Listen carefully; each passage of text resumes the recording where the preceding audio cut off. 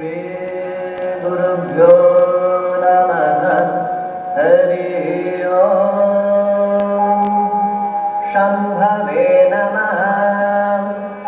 ॐ नमो भगवते रुद्राय।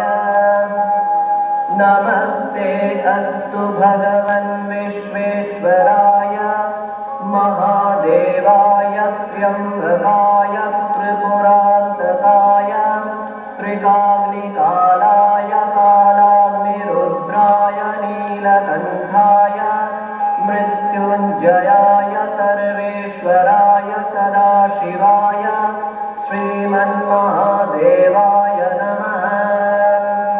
ॐ त्र्यम्बकं यजामहे सुगन्धिं पुष्टिवर्धनम् उर्वारुकमिव बन्धनात् मृत्योर्मुक्षीयमामृतात्।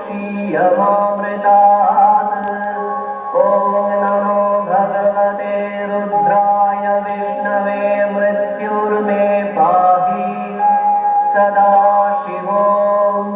ॐ शान्तिः शान्तिः शान्तिः।